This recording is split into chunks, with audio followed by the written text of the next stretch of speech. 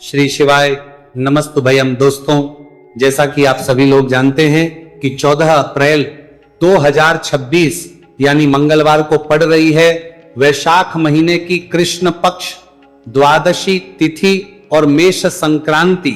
और दोस्तों, यह वह तिथि है जो वैशाख महीने में पड़ने वाली सबसे बड़ी तिथि है, क्योंकि यह मंगलवार के दिन पड़ रही है और हमारे हिंदू धर्म में इसका बहुत ही बड़ा और विशेष महत्व होता है।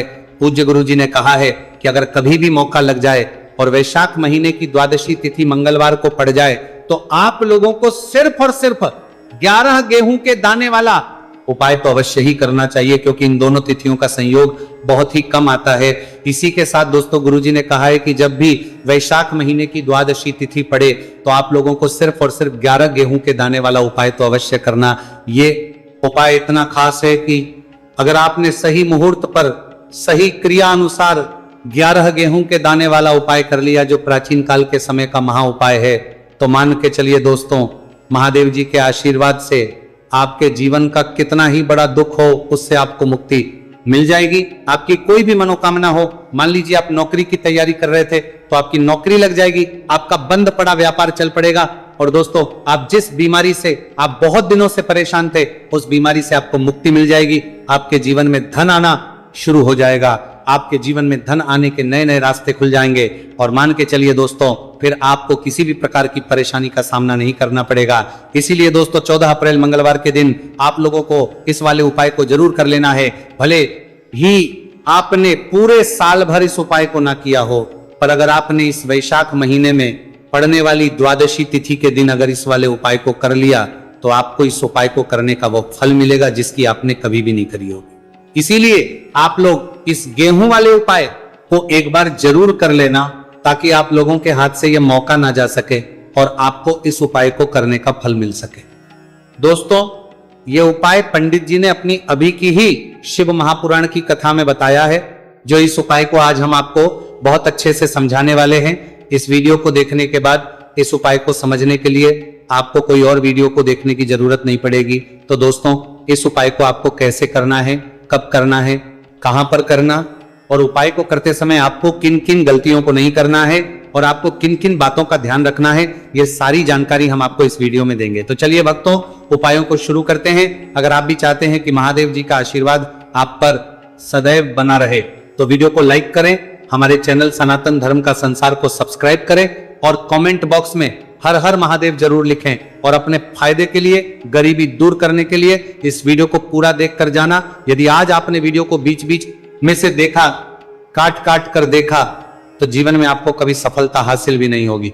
दोस्तों, ये 14 अप्रैल मंगलवार द्वादशी तिथि का दिन ये इतना खास होता है, इतना महत्वपूर्ण होता है। देखा गया है कभी कभी बड़े बड़े पूजा पाठ अनुष्ठान से जो मनोकामना पूर्ण नहीं होते, वह 14 अप्रैल मंगलवार के दिन एक छोटे से उपाय करने से ही आपकी मनोकामना पूर्ण हो जाती है। अब हम समझते हैं इस वाले उपाय को हमें करना किस समय है। इस 11 गेहूं के दाने वाले उपाय को हमें वैशाख महीने के मंगलवार के दिन करना किस समय है। जेंडी, कैसला, बनाला समय है। तो देखिए, इस उपाय को करने का जो समय है वह सुबह का समय है और शाम का समय है। अब देखिए, यहां पर हम मुख्य रूप से सुबह का समय नहीं बोलेंगे, क्योंकि 14 अप्रैल मंगलवार द्वादशी तिथि का दिन है और इस दिन प्रदोष काल के समय का बहुत महत्व होता है। बाकी अगर सुबह के समय भी करेंगे तो भी अच्छा होगा, उसमें कोई भी दिक्कत वाली बात नहीं है। तो चलिए जानते हैं इस विशेष उपाय के बारे में। लेकिन उससे पहले एक प्रार्थना, अगर आप इस चैनल पर नए हैं तो आप इस वीडियो को लाइक करें, हमारे चैनल सनातन धर्म का संसार को सब्सक्राइब करें और कमेंट बॉक्स में आप अपनी राशि, अपना नाम जरूर डाल दें, क्योंकि हम राशि से भाग्य भी बताते हैं और भाग्य में चल रही परेशानियों को दूर करने के लिए वो आसान से आसान उपाय भी बताते हैं। तो चलिए अब हम अपने सबसे पहले उपाय की बात कर लेते हैं। देखो, गुरुजी ने कहा है कि अगर मंगलवार के दिन द्वादशी तिथि पड़ जाए तो इस दिन आपको 11 गेहूं के दाने वाला उपाय तो अवश्य ही करना चाहिए। देखो, यह उपाय यदि आपके जीवन में कर्जा बहुत अधिक है, आपके जीवन में संकट बहुत अधिक रहते हैं, आपके ऊपर बहुत अधिक विपदा आ रही है, बार बार आपको अपने व्यापार में और अपने धन में हानि देखने को मिल रही है कि आपको प्रत्येक कार्य में हानि हो रही है, तो आपको यह उपाय करना चाहिए।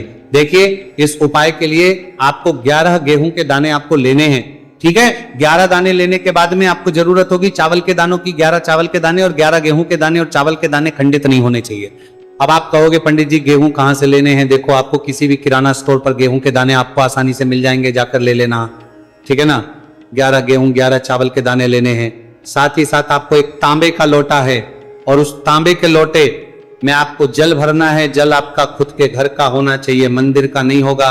अब आप ये सब सामग्री लेकर पहुंच जाओगे महादेव के शिवलिंग के पास में शाम के टाइम पे प्रदोष काल में। देखो जब आप ये उपाय कर रहे हो तो अपना फेस रखना उत्तर दिशा नॉर्थ होगी, डायरेक्शन की तरफ। अब यहां पर जो मैं आपको क्रम बताने जा रहा हूं ना, उस मेरे क्रम को बहुत ध्यान से सुनिए। महादेव को अगर कोई सबसे प्रिय है ना, तो उनकी सबसे छोटी पुत्री जिनका नाम है माता अशोक सुंदरी, जो आपके पास में चावल 11 दाने हैं ना, उन चावल के 11 दानों को माता अशोक सुंदरी के स्थान पर आपको अपना नाम और गोत्र बोलते हुए समर्पित कर देने हैं, है ना।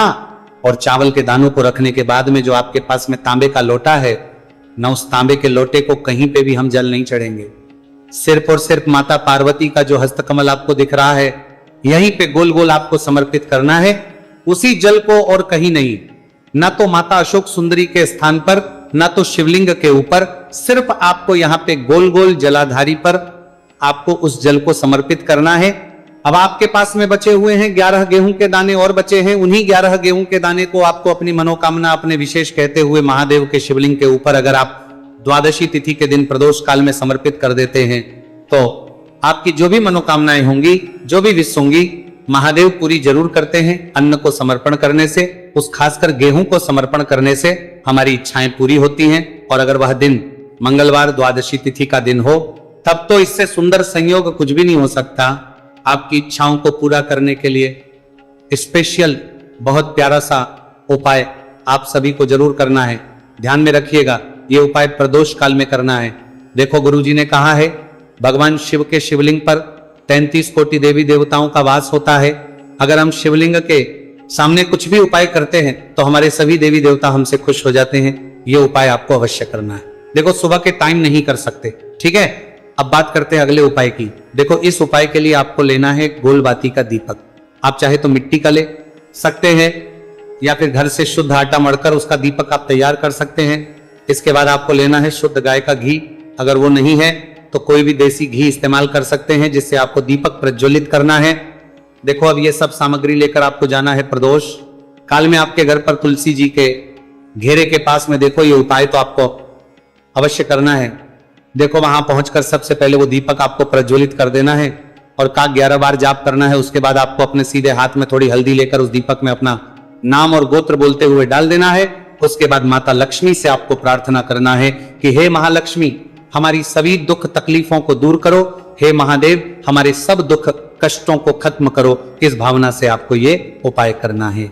चलिए अब बात कर लेते हैं दूसरे उपाय की। दोस्तों आप सभी जानते हैं कि मंगलवार द्वादशी तिथि का दिन समर्पित होता है भगवान महादेव को, या कि माता पार्वती को द्वादशी तिथि का दिन समर्पित होता है।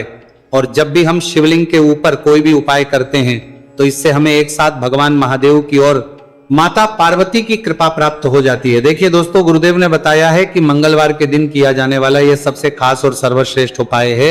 7 चने की दाल लेनी है। देखिए आप 7 चने की दाल भी ले सकते हैं या फिर 11 भी ले सकते हैं, 21 या फिर 108 चने की दाल ले सकते हैं। यदि आप 21 चने की दाल लेते हैं तो यह आपके उपाय के लिए अत्यधिक सर्वोत्तम होता है। तो इस प्रकार से आप कम से कम 7 चने की दाल ले सकते हैं और अधिक से अधिक आप 108 चने की दाल ले सकते हैं। अब देखिए इसी के साथ में आपको मात्र 1 लोटा शुद्ध जल लेना होगा तांबे के पात्र के अंदर अपने ही घर से, और साथ ही में आपको मात्र 1 से 2 गू के टुकड़े भी लेने हैं। देखिए मंगलवार द्वादशी तिथि का दिन भगवान महादेव को होता है। आपको ये जो सारी सामग्रियां हैं इन्हें लेकर के पहुंच जाना है भगवान शिव के मंदिर में। इस उपाय को आप सुबह से लेकर के शाम तक किसी भी समय में कर सकते हैं, लेकिन यदि आप शाम के समय इस उपाय को करते हैं तो यह उपाय आपके लिए और अधिक सर्वोत्तम होता है। तो यदि आपको प्रदोष काल के समय में मिल जाता है तो फिर आप प्रदोष काल में भी कर सकते हैं, या फिर आप पूरे ही दिन में किसी भी समय इस उपाय को कर सकते हैं। शिव मंदिर पहुंचने के बाद सबसे पहले तो आपको दक्षिण दिशा में बैठ जाना है।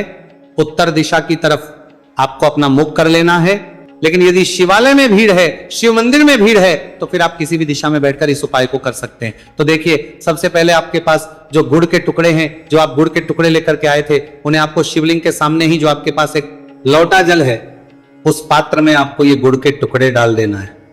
इसी के साथ में आप जो चने की दाल लेकर के थे, चाहे आप 7 चने की दाल लेकर के आए हैं, 11, 21 जितने भी आप चने की दाल लेकर के आए हैं, इस चने की दाल के ऊपर आपको जो आपके पास गुड़ वाला जल आपने तैयार किया है, इसमें से थोड़ा सा जल आपको इस चने की दाल पर डाल लेना है। अब देखिए, आपके पास जो गुड़ वाला जल है, इसमें से सबसे पहले थोड़ा सा जल आपको श्री गणेश जी वाले स्थान पर समर्पित कर देना है। श्री शिवाय नमस्तुभयम इस मंत्र का जाप करते हुए फिर थोड़ा सा जल आपको श्री कार्तिकेय जी वाले स्थान पर समर्पित करना है।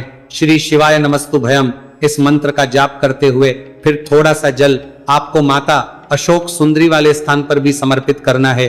श्री शिवाय नमस्तुभयम इस मंत्र का जाप करते हुए फिर थोड़ा सा जल आपको माता पार्वती के हस्त कमल पर समर्पित करना है और आपको श्री शिवाय नमस्तुभयम इस मंत्र का जाप कर लेना है। अब देखिए दोस्तों, आपके पास जो सा जल और शेष बचेगा, इसमें से आपको केवल थोड़ा सा जल शिवलिंग पर अर्पित कर देना है और अंत में आपको उस पात्र में थोड़ा सा जल और शेष बचाना है। पूरा जल आपको शिवलिंग पर अर्पित नहीं करना है, अंत में आपको थोड़ा सा जल और शेष बचाना है।